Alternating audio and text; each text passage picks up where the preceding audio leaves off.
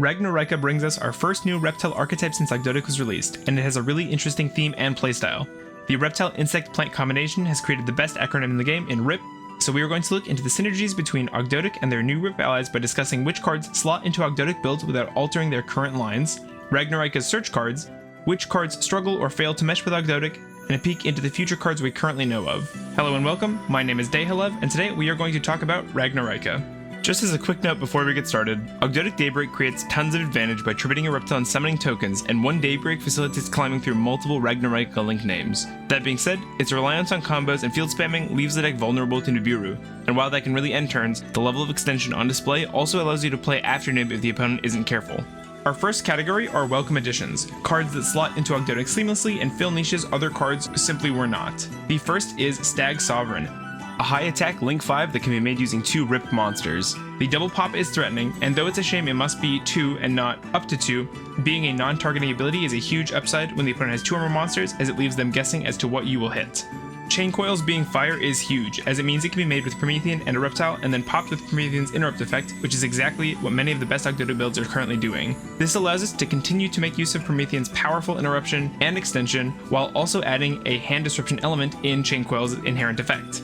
Armored Lizard isn't a new type of monster, as extenders have been common for quite a while with things like Black Mamba, but level 4 making it better for rank 4 plays into King of the Feral Imps, and the cool bounce make it a strong Ghost second alternative that can be easily combined with Black Mamba for even greater extension.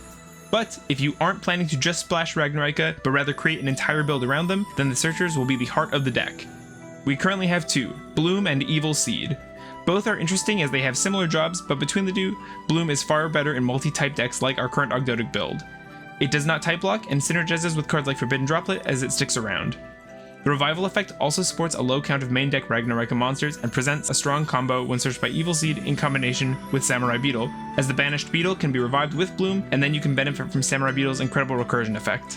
While Evil Seed's special summon is nice, the Rip Lock for the rest of the turn means you won't be using it early, and by then you won't need the search or extender, and you may not have the cards in hand to even discard, as it has to be a Rip. That said, in a deck that doesn't mind the Rip Lock, Evil Seed's power skyrockets due to the aforementioned combination of Samurai Beetle and Bloom, making for a powerful 1.5 card combo that results in 4 materials worth of Rip bodies.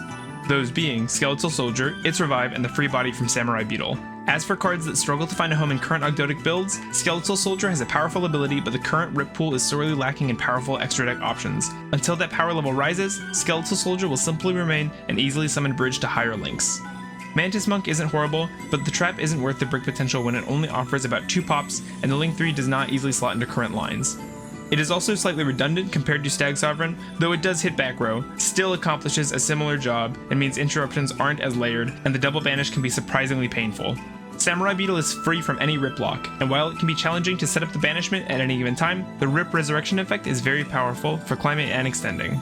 Curse, Armored Lizard, and Lizardos can all set up banished reptiles, and it also resets powerful cards like Night Sword Serpent. It would be an auto-include in Ogdoadic if it were a reptile, but being unsearchable by Ogdoadic makes it far less consistent. One final positive is it can be an extra avenue to revive Naya if your curse has been dealt with a Crow, Bell, or Bestial.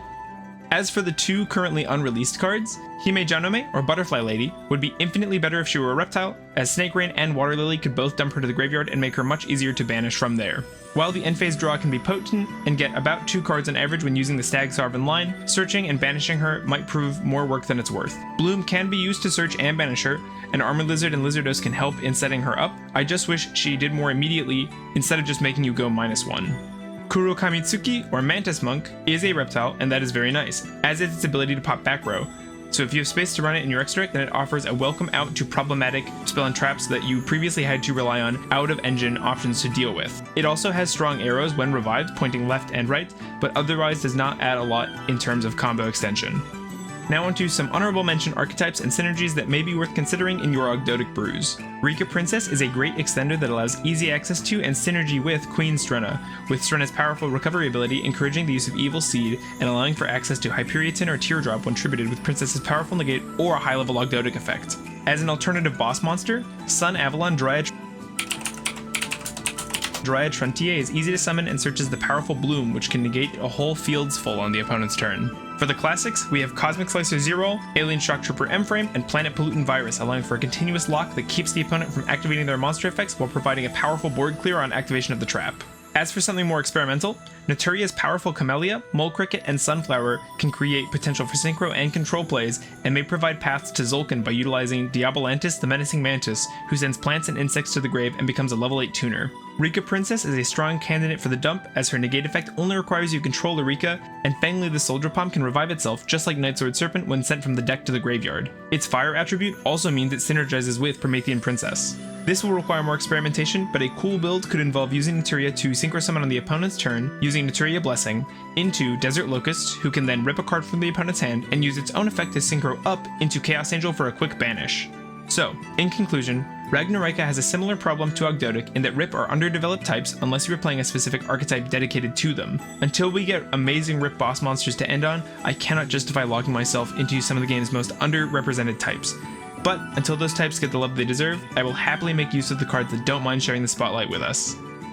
If you enjoyed this, please leave a like, subscribe. We have a Discord, we're very active, lots of deck profiles, people sharing their locals experiences, and a lot of fun discussion. I also post every time I go live there, and we stream at least once a week, usually more. If this is something you enjoyed, I'd love to have you stick around. That's all for me. I'll see you next time.